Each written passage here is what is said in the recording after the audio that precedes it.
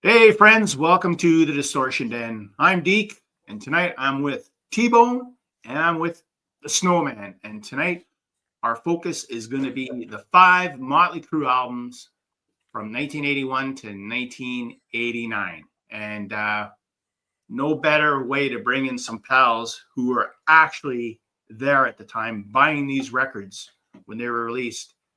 And we're going to do a bit of a discussion on what our thoughts are about the records, maybe some of the tours that we saw, and everything that's Motley Crue from the decade of decadence.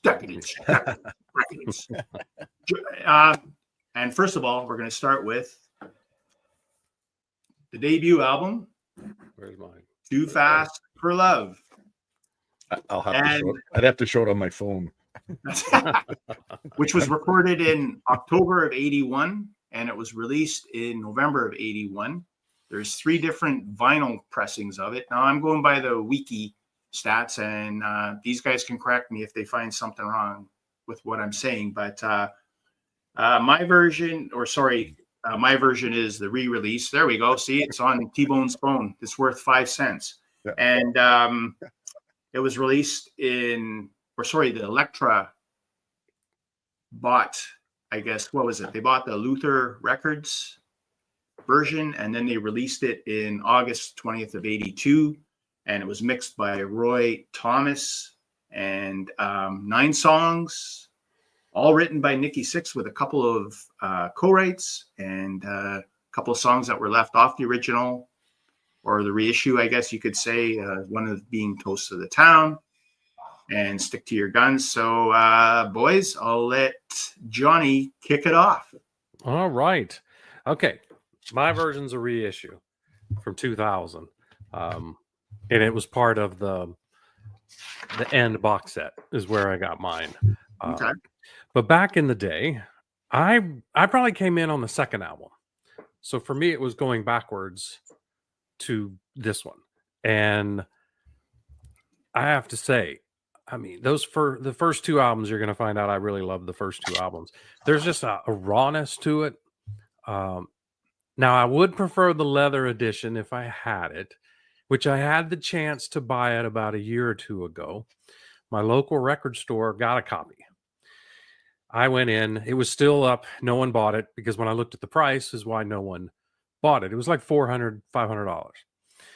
And I was talking with Dylan, who runs Noble, and he said Nikki Sixx called the store and wanted that copy because Dylan's a YouTube star kind of thing. So he had posted that he had it on thing, and he told Nikki Sixx no, he couldn't have it. He first had to offer it up to his local people, since they're the ones that keep the store running.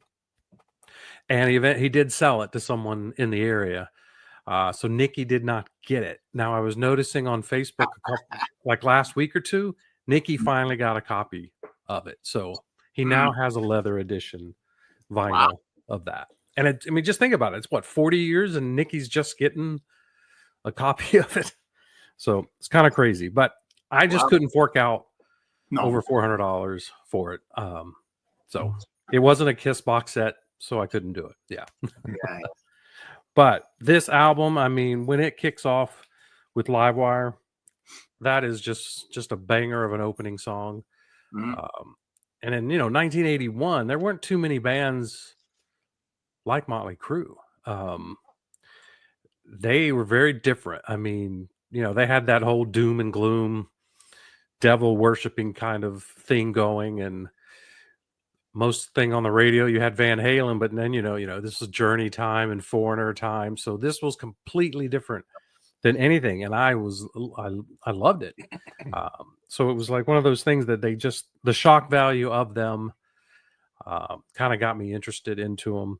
But with that song, Piece of Your Action, Too Fast for Love is also another one of my favorites. And then Take Me to the Top. Just a lot of really good songs. They were dangerous to me, so that kind of was the draw, because I was pretty young in 1981. So I was 12, 13 years old. but I didn't buy it until a few years later when I actually had a job and had some money. But yeah, great debut album. One of their best, in my opinion. Not the best, but one of their best. And we'll get to that later. So that's my input on it. That's all right. Yeah. TeeBone, you're up, buddy. As John mentioned, there's two versions of this record, and we were just talking before we went live here that in Canada, they kind of rushed out this record because Motley was doing a tour up here, and the version they rushed out was the leather original version, but under the Elektra label. And I kind of figured out that Deke, we kind of figured out that Deke used to have the leather version with the Elektra label on it, because one song, Stick to Your Guns, does not appear on the official Elektra release. And I know for a fact Deke had that song. So the version I'm most familiar with, I guess, is the original version, because the guy who had the record that I listened to was that guy right there, Deke. So where I got all my music back in the day. And yeah, you know what? It's very nostalgic revisiting this album. As John said, they were very different for the time. And listening to it now, because some of the influences that I hear on this album now, I didn't know who those people were back then. Mm-hmm. Like I hear Sweet in here a lot. Like where are we here? I'll start with Starry Eyes. Starry Eyes, for instance. I don't know if Nikki Sixx listened to any Canadian hard rock, but I can hear Harlequin and Street Heart in Starry Eyes, especially the chorus, and even the verses. Stick to Your Guns, I hear a bit of Sweet in there, but Public Enemy #1 more than any other song I hear Sweet, other than the chorus itself. But that young on the run when you're young, da-da-da, like that is so sweet. And and I'm listening to that now, and I'm thinking it's really cool that I'm picking those kind of things up. One thing I'll say is, like, and John already mentioned this, it is very raw. The guitar sound to me, and I'm not saying this as a bad thing, I hear this, there's this hollowness to the guitar sound, but I'm noticing as I go through the Motley albums, it's always kind of there. Maybe it's just part of mixed tone. And not much else, I guess, want to say about that it's a raw album. It's a hungry band. And I enjoyed revisiting it. That's the key point right there, T-Bone, is you said hungry. And Johnny, you'll probably agree with me on this. It's just like the first 3 Kiss albums before they kicked it huge with Kiss Alive. They were going for the throat, man, because they didn't have that success. Same thing with Motley Crue, right?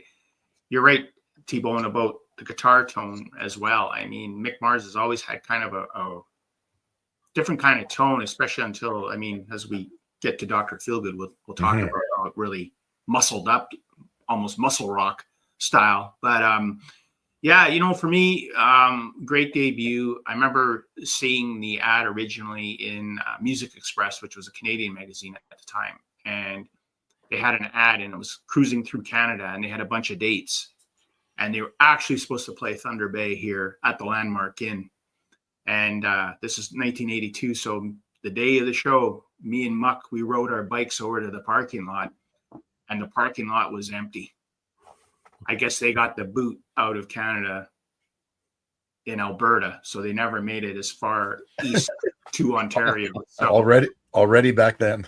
Or supposedly, some people say it was a PR stunt, that they were just kind of hyping themselves up because the tour out west was a disaster and they ran out of cash and just went back down to the States. So they had to, I guess, who knows when it comes to Motley Crue, what is fact and what fiction, right? I really like the debut. Take Me to the Top, Starry Eyes, Come On and Dance. They're all great tracks. As Johnny mentioned, Live Wire, a concert staple to this day in their set. And that's the thing. I just sometimes find like Vince's vocals are just a little, like Merry Go Round and Round is just, a little, I don't want to say whiny, but just there's a shrillness to it. Yeah, that's it. Shrillness. And it's but he's a bit pitchy at times too. But that's also because I think, you know, it's almost a demo, right? Like they didn't take a lot of time. They didn't have a high end producer saying, let's do that again, and let's like clean this up. So Yeah, but that's also part of the charm of it, though. To be honest with you, and live he's pitchy as well, so it works. and yeah, exactly. But we could say that about Merry Go Round and Round, but he really dials it in on a song like "Take Me to the Top," which is, you know, just more straight ahead rocker. I guess they just didn't find their footing with the quote unquote power ballad formula just yet. So Not yet. No. Not yet. It's coming. It's coming. So moving into September 26, 1983 is the release that John, you got the prop, buddy? Shout at the devil. Attaboy. There we go. I'm getting lazy already. I don't feel like flipping the vinyl. So I got the other version on my phone. I'm going with his 5-cent Spotify version. 5 cents. Now, this one, they got the big label support. They have the big label producer with Tom Werman dialing the production board. And to me, this record filled a gap that Kiss wasn't doing at that time. And as John showed us with the gatefold. I mean, look at that. That if that's not Kiss, I mean, that's like what Kiss would do. And as what were we? TeeBone 16 going on 17, something around that age. And that is exactly the look and the sound I was looking for. And 34 minutes long is the album. They did 3 singles, Looks That Kill, Helter Skelter, and Too Young to Fall in Love. Got as high as 17 in the US, Canada 23, 4 times platinum in John T. Snow's homeland, and 3 times platinum in T-Bone's homeland. They opened for Ozzy. They were selling a lot of tickets on their own. They were selling a lot of records. They were on the cover of magazines. They were basically exploding. So, boys, what are your thoughts, Johnny? Well, I mean, for me, this was where I've discovered them, and it was thanks to MTV, because I remember seeing some of their videos on MTV. And I'm blinking, Shout Out the Devil. And then what was the other one that was all the time that I saw? Too Young to Fall in Love. Yeah. I saw those, and man, that kind of sealed it for me. And then when I got the album, to hear in the beginning the eeriness of that whole piece, and then going right into Shout at the Devil. I mean, it grabs hold, it pulls you in. And I even found a wonderful picture disc of them for Helter Skelter. Oh, wow. And so on this, now this is just a poster that's in it. But on this has Helter Skelter, and it has Red Hot. And then the other side are 2 tracks with the leather edition of the debut album with Livewire and Piece of Your Action. So now I recently found this within the last 10 years, but I had a tape cassette of the original album. I don't have it anymore. And I played that thing to death, because you're right. It was, to me, it did remind me of Kiss and the early years of them and just the theatrics of it all. Because, they're definitely taking it over the top with their satanic little stuff that they were doing. And, you can see that right there. Yeah. And I loved every bit of it. And I liked that pushing of the envelope, just seeing how far they could go with it. And as a teenager, it was awesome. Now, Helter Skelter, it's an all right cover. It's not the best cover of a song that I've heard, but Knock 'Em Dead Kid, Too Young to Fall in Love is like one of my favorite songs of theirs. And Looks That Kill is another one that I always just gravitated towards. But this might be my favorite Motley Crue album out of all of them, because it quickly goes downhill after the next one. But we'll get to that shortly. Spoiler alert. But that's my take on it. Loved it. Better than the first one. My favorite album, and just the energy that these guys were putting out. Just loved it. It was great. Excellent. T-Bone, what are you thinking back when we push rewind back to 1983? Well, this album was a huge influence on listeners our age. Like the high school we went to, even the jocks were into this album. Like, you know, like all the hockey players and basketball players, like Shout at the Devil was like, it was cool and scary at the same time. Like your parents don't want you listening to this, therefore we must listen to this. You know what I mean? And I think this album and one other album we'll talk about later, to me, are the two most identifiable Crue albums, as far as they don't seem to sound as much like they're looking for something else, if you know what I mean. Like this seemed to be like as much as I like the first album, like what a change though, eh? What, like we're going from sounding like Harlequin and Sweet to sounding like Sabbath and Priest. Like it's like what a change of pace between these first two albums. Like you almost can't believe it's the same band. And obviously, imagery-wise, there's a lot of Kiss influence, but I can't help but think that, you know, Number of the Beast came out just prior to this. Mm-hmm. The whole Satan thing was becoming in vogue, and you know, they played on that a little bit, and you know, good on them. It worked like really well. Right. Yeah. When I mentioned Priest earlier, a song like Red Hot, I was listening to it earlier today, and if you had you know, the guys in Priest doing that song, you had Rob Halford sing that song, it could just be a Priest song. Like the riff, the pace of it, like everything about it. And I don't mean that in a bad way. It's just like you hear influences, and influences are great. I don't you know, have any problem with that. Even in the beginning, again, I'm throwing back to the Iron Maiden thing a little bit. I'm not saying it's a ripoff or anything. It's just that's what you did cool back then. You kind of start the album by scaring the pants off of everybody, and then, you know, have a killer intro tune like Shout at the Devil, which was like they were almost inventing 80s metal sound a little bit. Yeah. Looks at Kill, that was the video for me that I saw all the time. Looks at Kill was always on, and my dog apparently is listening to Shout at the Devil upstairs and shouting at the devil apparently. I had some interesting thoughts when I listened to the instrumental God Bless the Children of the Beast.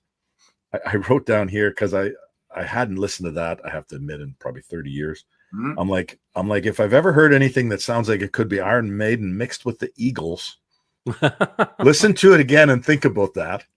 That might be the first and only time you ever hear that said. I was like, wow, there's parts of this there, and you know what? It's believable to me, because Mick Mars is the older guy with the more bluesy, older school influences, right? The other three guys are just young whippersnappers at this time. Mm-hmm. Yeah, it's I mean, this is when Motley Crue became Motley Crue, you know. Yeah. And Stryper, what more can you say? Talking about the opening, like in the beginning, Stryper copied that. Mm-hmm. When they did To Hell with the Devil, they had a little opening that was that demonic sounding thing, and so yeah. Well, To Hell with the Devil and Shout at the Devil, like that's actually a ripoff as far as I'm concerned. like the whole Iron Maiden thing, I think, is more of a homage the way I'm talking about it. But right, when you have a song Shout at the Devil and then you release a song just after that called To Hell with the Devil, it's like, okay, well, that's the thing. I mean, I always, and I've said it before in the past, you know, I think there was a part of Nikki Sixx which he, you know, considering if he was all messed up, he still kept his eye on the prize, which was what was big at the time. Right. The Devil's big. Let's go down Devil Avenue. Mm-hmm. And then you can see as the 80s progressed, it was almost like following certain trends. For sure. But, you know, for me, it grabbed you as a listener. I mean, especially at the beginning, when you hear "in the beginning, good always overpowered" with, you know, with that synth in the background. I was like, what?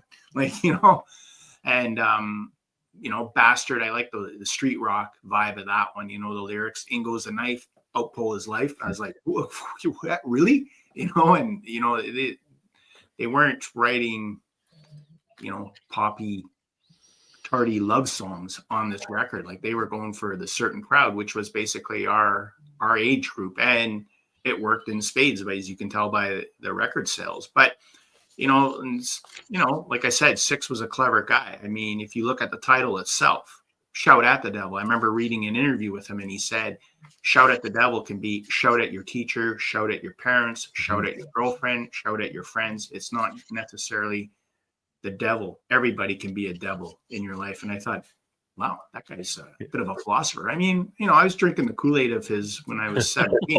So, but a really solid record. And I could see, Johnny, why this would be your favorite Crue record, because a lot of it sometimes comes down to the entry point of where you really discover a band. And for guys like myself, TeeBone, and our other buddy Muck, he was there. We were there at the start with Too Fast for Love, so we could already compare. Like, whoa, this is nothing like Too Fast for Love. It's like TeeBone said, they went from moving away from sweet T-Rex, Harlequin, Street Heart into Priest territory and more of a metallic sound. And it didn't matter. We all bought it. We all loved it.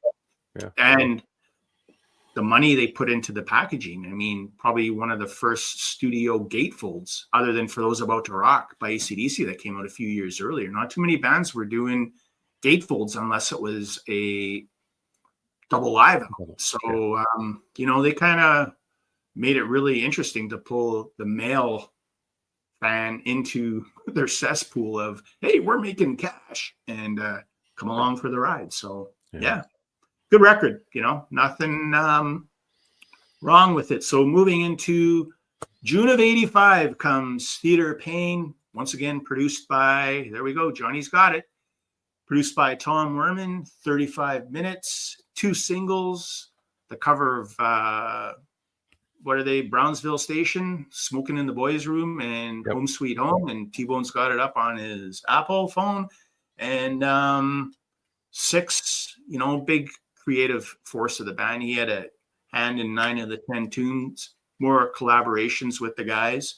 The charts, number 9 in Canada, 3 times platinum, and in the States, number 6. It hit the Billboard and went 4 times platinum.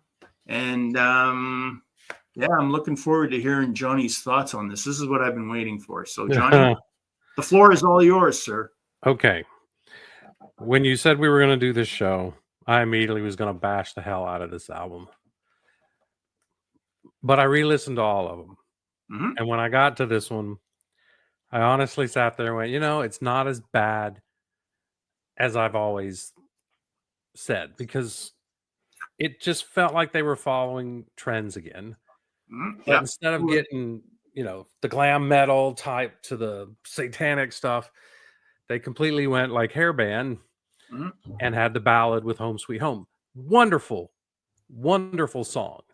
If I never hear it again, I'm okay, because it's been played to death. But it is a wonderful, amazing ballad. It's one of the best ballads they've ever written, bar none. I mean, I can't disagree with that at all. No. It's just the album is so not hard like the last 2 albums were. Mm-hmm. There's just not the heaviness there. I mean, there's some fun songs. City Boy Blues is really good.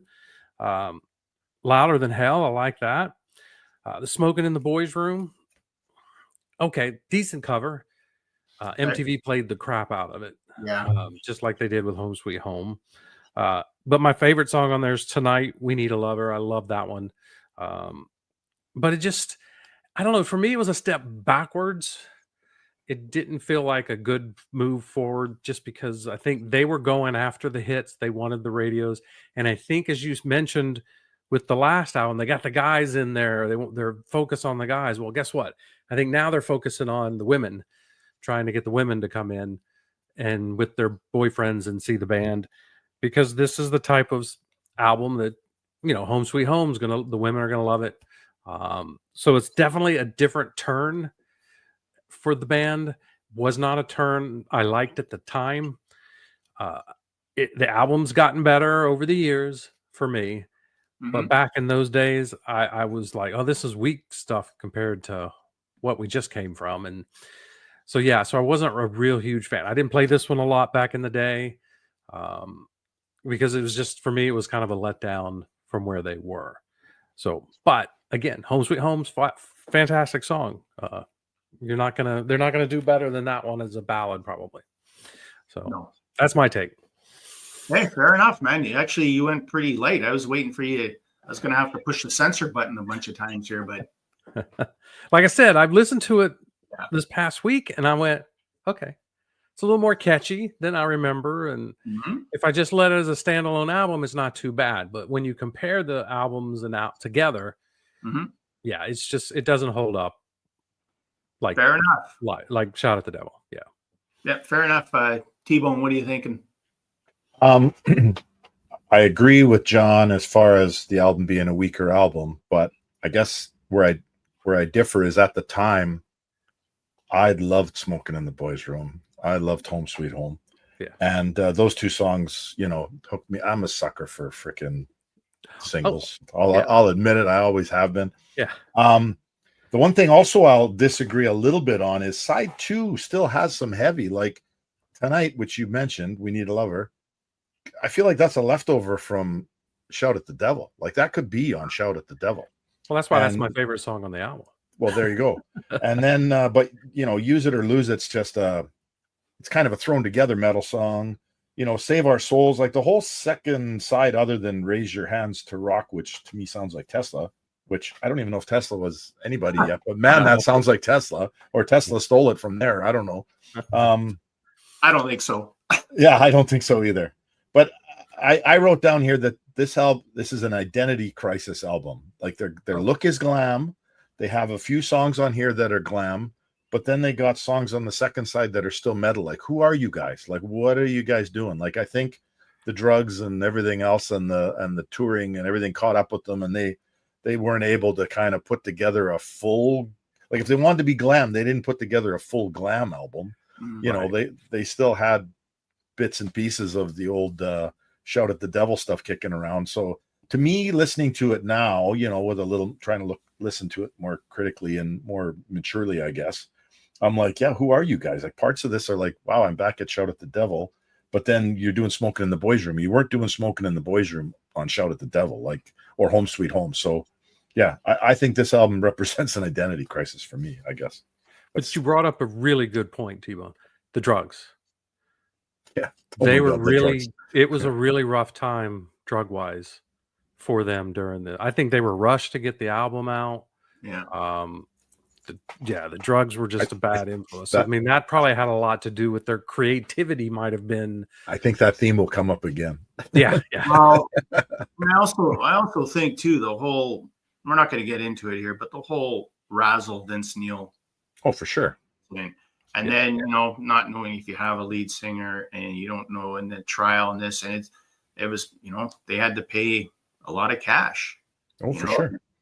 And to get through all that, and those guys probably, you know, maybe were starting to think about a singer change. I mean, who knows where their heads were at? I mean, you can read online that this Greg Leon fellow said that Nikki Sixx didn't play any bass on the album. Right.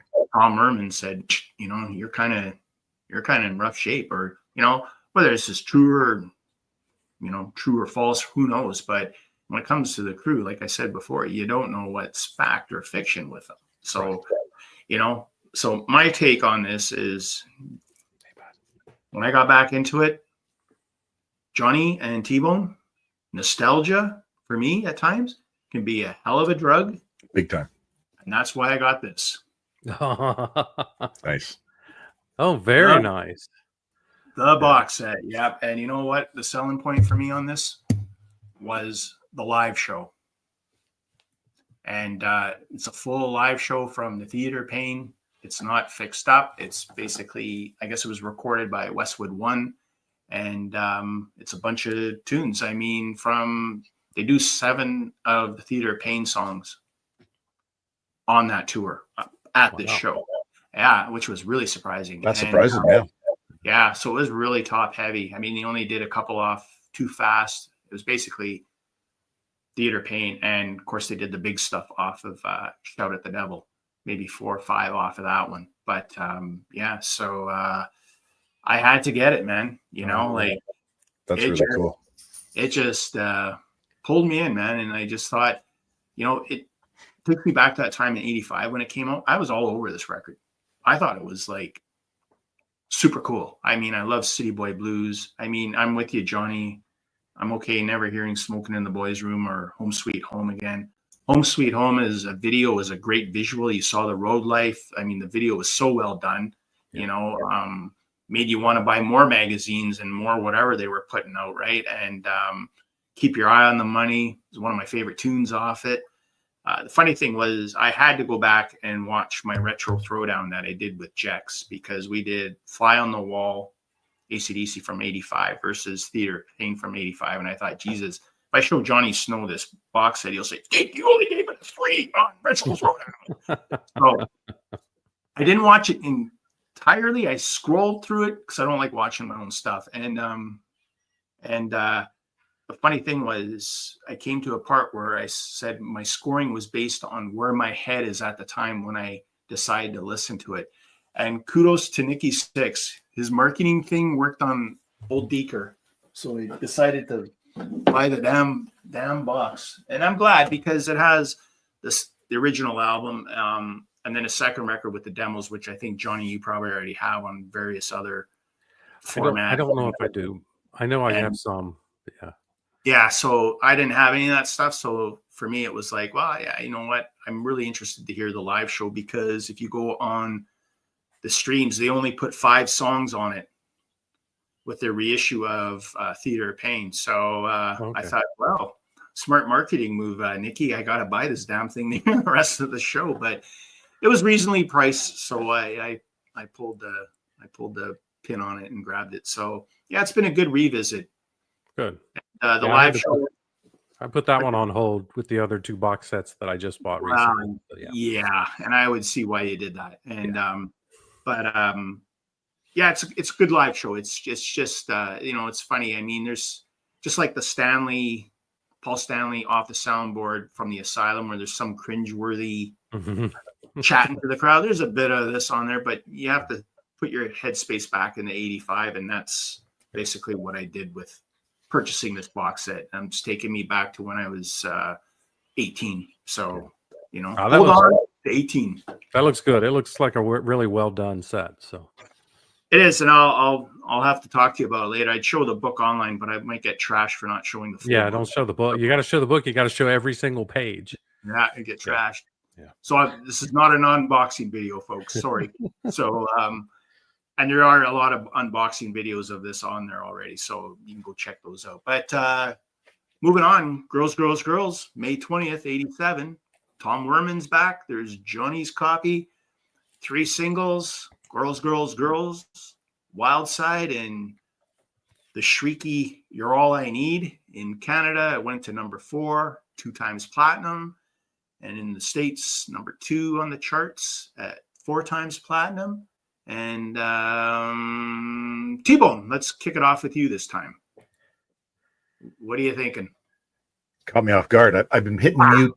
I got to warn you, I've been hitting mute because I'm getting some background noise upstairs. I don't want it to be drowning you guys out with any don't worry about it. Clunking and barking going on. Not totally like unlike the last album. Actually, I'm going to say something good and then something bad. This album is, when I said earlier about Shout at the Devil, like kind of representing the true identity of Motley Crue, I feel like this album, as a whole, just sound-wise, image-wise, whatever, kind of represents the true identity of Motley Crue. Like a song like Wild Side, I think that's a well-thought-out song, well-realized song, fully put together. Yeah. Girls, the title track, Dancing on Glass, but there's definitely points and times in this album when it feels unfinished and kind of rushed. Like Bad Boy Boogie is like, hey, Mick, you got any blues riffs? And he plays some ZZ Top, and then they sing over top of it, and that's fine. Nona, like, it doesn't need to be there. It's a bad Beatles filler piece. And then the other side has some other stuff that's like Jailhouse Rock, that cover's only on there because they couldn't put together a full album. Like, and I mean, it's live, and I don't know how much coke they're doing, but man, that is like, Elvis must just spin in his grave when that song gets played, because that's 1,000 miles an hour, that song. So unlike the last album, I don't think there's an identity crisis so much on this album as there was on the last album, but I do feel like the drugs are still heavily at play. A lot of these songs aren't fully realized, fully fleshed out. Some I think are like, hey, we need 3 or 4 more songs. We gotta try and get 40 minutes out of this. And but I do really still like Wild Side. That was a video that was on a lot, and although it got played to death, I think that's a very Motley Crue song to me. Like, Girls, Girls, Girls also. I mean, say what you want about the sex, drugs, and rock and rolls that these guys represent, but if you like this band, then you like Girls, Girls, Girls. That's a good song. And Dancing on Glass, I think, too, is a song that I kind of revisited now and realized, hey, I actually kind of like this song. So yeah, this album's like half good and half like throwaway, but I feel like their image is intact here, not so confused as the last album. Interesting. Johnny, what do you got? I kind of agree with him. The songs that are on here that are good are really good. The songs that aren't are not good at all. Nona, like you said, Nona, Jailhouse Rock, 5 Years Dead was it was okay. I did like All in the Name. You're All I Need. I like a cheesy ballad sometimes, and even though it's a very demented ballad. Yes, I should have mentioned. I wrote a very disturbing but surprisingly good ballad. Yeah, it is. Yes, if you don't know what it's about, the vocals are too high in it. It is shrieky. Yeah, shrieky. But yeah, I mean, the image, they went, it's a little tougher image. They got away from the glam. Yeah. I liked the image on this one. I liked the heaviness of Wild Side and Girls, Girls, Girls. Bad Boy Boogie was okay. But it's like there's like 3 good songs on the first side and 2 good ones on the back side. So it's probably only 5 songs that I really like. It's probably one of the, as much as I used to not like Theater of Pain, this one doesn't age well for me though. It's weird. When this came out, man, I was all over this thing when it came out. Loved it. Played it all the time. Now it's probably one of the ones I play a little less because I'm kind of liking the 90s stuff now for some strange reason, but that's a whole nother conversation for another time. But one cool thing, I found a bootleg from that tour. It's called On With the Show, Motley Crue. I forget. It doesn't say on the cover. Oh, yeah. Fresno and Boston, 1986. It's a great set list of songs. They play a lot of old stuff. And surprisingly enough, there's very little from, actually, there's nothing. There's nothing from Girls, Girls, Girls on here. So I thought it was from that one. It's actually the backside. It's a Theater of Pain tour. Wow. Apparently. So, yeah. Because it's got a mixed thing. There's nothing. This is the Girls, Girls, Girls look, but there's not anything on here from Girls, Girls, Girls. So maybe I just missed when I grabbed this. I was like, oh, I just thought the wrong year. Still, it's nice to have a bootleg with that from that time period anyway. Yeah, for sure. For sure. What are your you caught this tour with a band that opened for him that kind of did okay. Yeah, well, Guns N' Roses opened for them. This was the Omni in Atlanta. So what year was this? 87? Mm-hmm. Guns N' Roses had just popped onto the scene. They weren't headlining material, and there's a good reason for it at the time. Axl Rose was a mess. So we get like 3 songs into the show, and he starts yelling at someone out in the crowd. Next thing we know, he jumps off stage, gets in a fight with someone off the stage. They end up dragging Axl on. And after talking with Alan Niven back in May, Alan said that when that kind of thing happens, they take him and they just shove his ass on a bus and they get the bus out of there so he can't get arrested. Yep. Well, the band's still on stage trying to play. A roadie comes out, does a few more songs, and then they just done. I mean, they get like 6 or 7 songs in and they're done. And then Motley Crue takes their sweet ass time to get on the stage, and they do a half-ass show, and I think they ended early and they left. So it was a really shitty concert. Excuse my language. It was bad. It was one of my worst concert experience. Memorable, one of my most memorable. But I was so pissed at these bands after that. Like Guns N' Roses took me a long time to get back into them and stuff because that just ticked me off. He had so little respect for the audience that he would do something like that. So apparently he's much better now. He doesn't do that anymore. Because the public's not buying into those shenanigans in 2025 anymore. Right.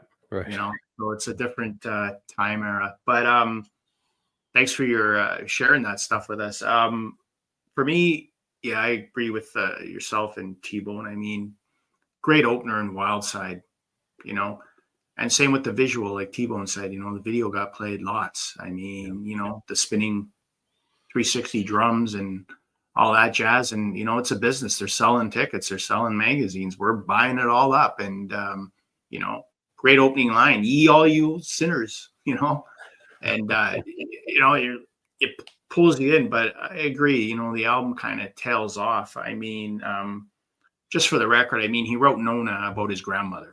That's kind of why that piece was kind of stuck in at the end of the first side.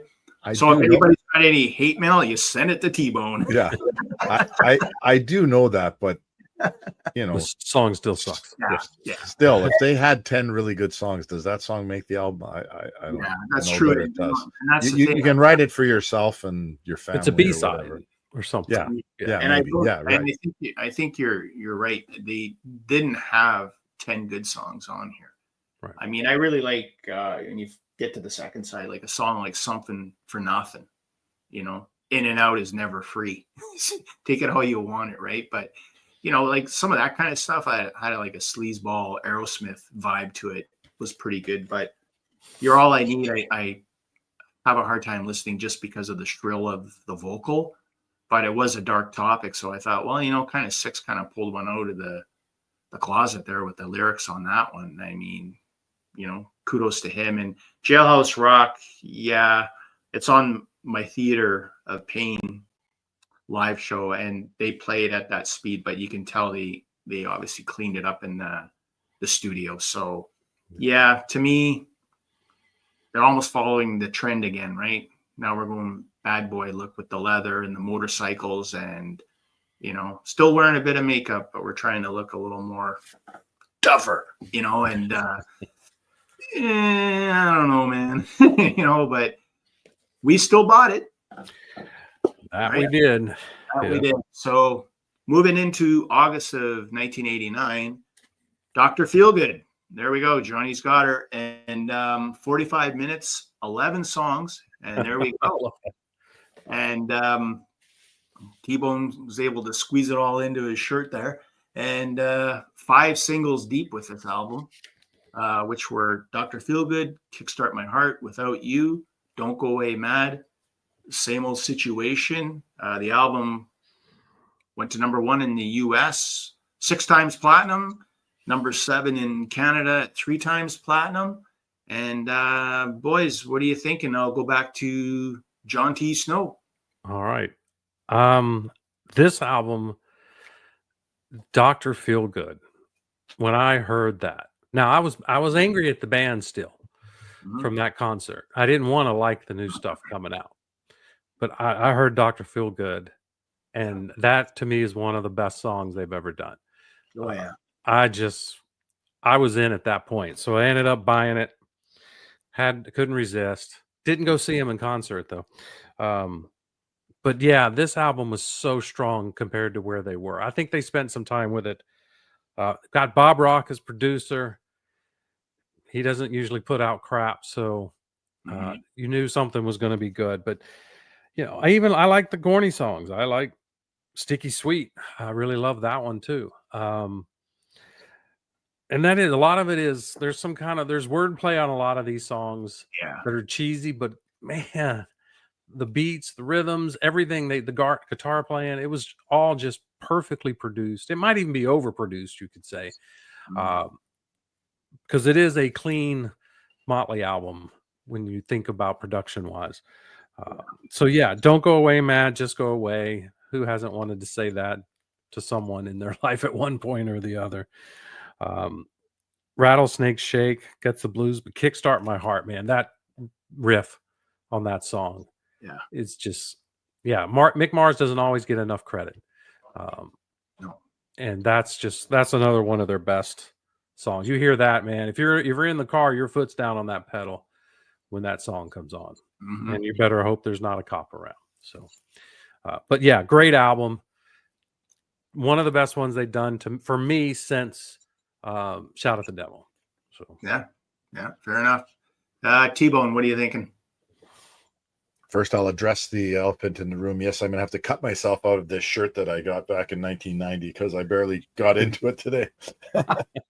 But I can't believe I actually found it in my closet. I don't have a lot of old rock shirts, but my wife being in the medical field, I think she let me keep this one because it represents the OR Scrubs. So anyway, Deke and I saw this tour and so I got a lot of memories of this album. But as John mentioned, the production on this album, yeah, you can almost say it's overproduced, but I don't necessarily. I don't say that as a bad thing. I guess I'm trying to say it sounds negative, but like there's so much of the flavor of like the Aerosmith Pump and Permanent Vacation in here. It's a Little Mountain sound, right? Like it's that clean but heavy but big huge drums, but the vocals sound great. The guitar is finally not that hollow. Not to say that was a bad thing. It was this might be less of the signature Mick Mars sound because it's the more Vancouver sound, let's call it. Bob Rock got a lot more work after this album came out because I believe a band called Metallica heard this album and said, "Hey, holy shit, does Motley Crue ever sound good? Let's get this guy to do our next record." Yeah. There's definitely some Aerosmith influence on here. There's no metal left anymore at this point. Slice of Your Pie actually has Steven Tyler on it. That's him at the beginning, doing his thing, and I think he might even sing during the song. It's got a little bit of I get a little bit of a ragdoll out of that song. I should have mentioned Dr. Feelgood first. I mean, that's just a classic. That the video where Tommy's playing with his giant bass drum, like you can hear and feel that giant bass drum in that song. And Without You is just, an okay ballad, but it's really well played and really well produced. One thing I wanted to touch on was Don't Go Away Mad, at least the first half of that song. And I really love this song, by the way. And they came out and did like a double encore when we saw them, and they actually played this song with the house lights on, which felt authentic at the time. Like if they did it spontaneously and didn't mean to, they came out and said, "You guys have been kicking our ass all night. We feel like you owe you one more." And I felt like the guys were on stage actually cleaning stuff up, and they just reappeared with their instruments and played it. Remember that, Deke? Like the house lights were still on. I'm like, holy shit, they're going to play one more. Like it was kind of cool. But the first half of that song to me is Rod Stewart, Maggie May.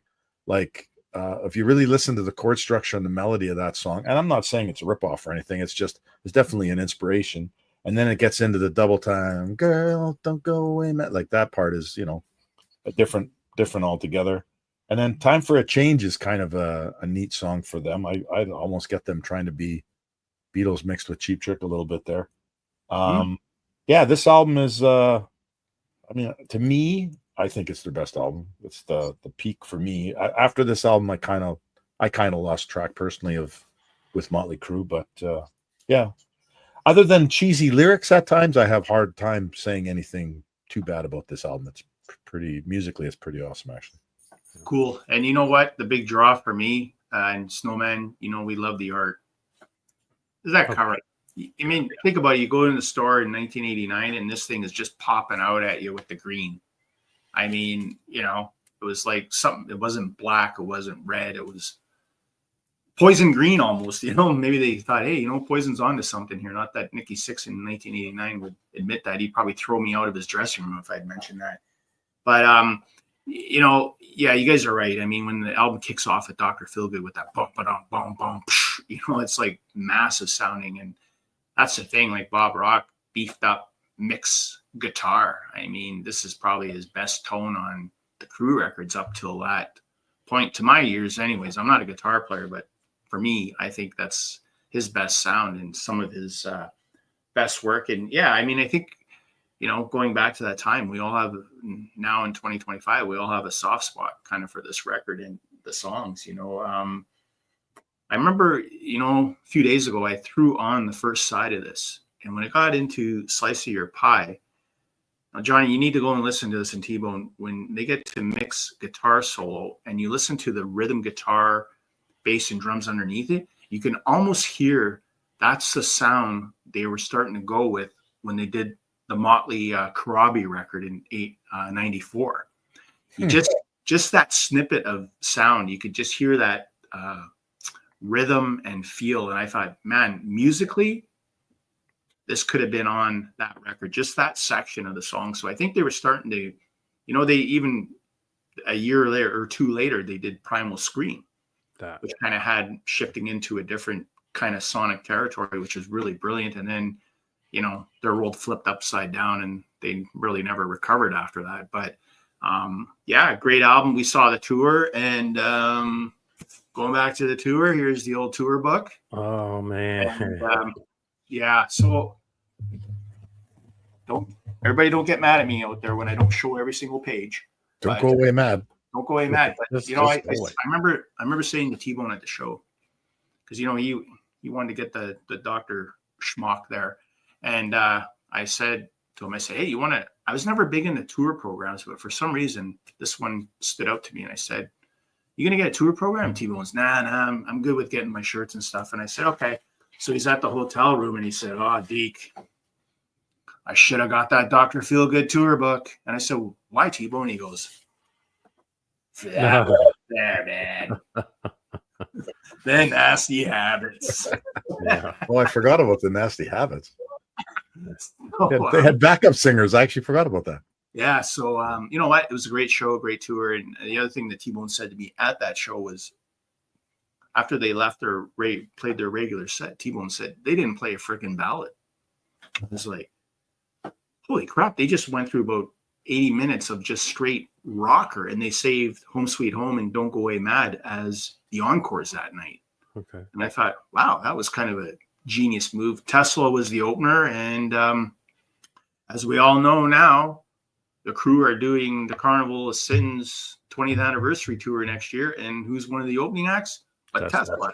So, So I just think, spinning out of the 80s, the Crue were finally found their footing as far as TeeBone said and Johnny said, bringing in a guy like Bob Rock, and who had a year for the radio and stuff. And I remember talking to Sean Kelly about this record. He said that you take the keyboards off this record, it sounds like a whole different record. And I was like, what? Like, really? Yeah. So he says it messes with your ears a bit of how they got that sound to sound so big. So it was like, well, that's kind of interesting. So maybe someday we'll get the box set of Dr. Feelgood and they'll throw on the original demos. Demo versions. Yeah.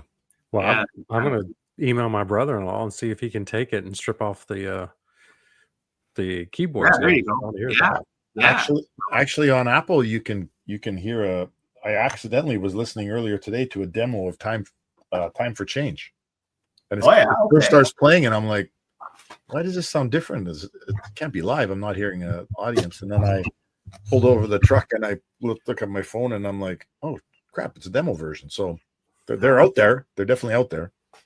That's cool. So boys, I'd like to thank you for coming on tonight and talking about these 5 Crue albums and sharing some memories of the shows and the songs and how these records impacted us, and still kind of somewhat, like I said, nostalgia is a hell of a drug. So thank you. And before I let you guys go, John, I'm putting in my description below here on the YouTube channel a link to your fantastic blog and also to your YouTube channel. Tell us what's going on there. Well, on the YouTube channel, I just posted last night the Kiss Alive 50th Anniversary Super Deluxe Edition box set. I didn't go through every single page of the book, but I did go through everything and showed everything off and talked about the music and stuff with the concerts and things.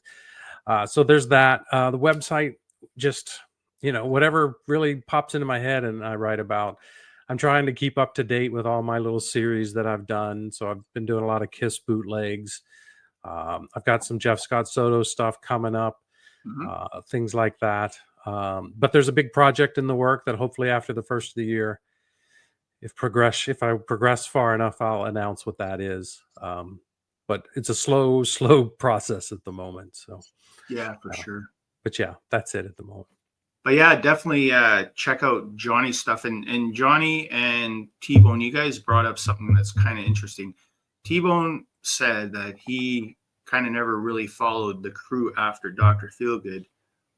Johnny brought it up about another discussion at another time. So how about, say, once we get through the Christmas holidays and sometime into January, we focus on, what was it, the 4 Crue studio albums after Dr. Feelgood, from Motley, Crüe, New Tattoo, Generation Swine, New Tattoo, and Saints of Los Angeles, which I think for some of us, well, outside the Motley Crüe album and Generation Swine, I could use a total refresher in the last 2 records, and TeeBone sounds like he could use a refresher in all 4. So I think it'd be kind of fun to bring him on again as the wild card in all this. He is the wild card.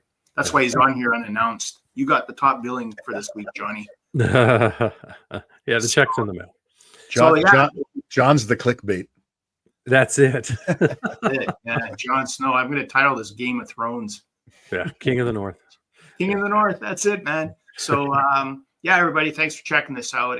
And yeah, watch for us in a couple of months when we come back, and we'll do kind of a part 2 Crue. So I'm Deke. John. I'm TeeBone. Thanks for watching, folks.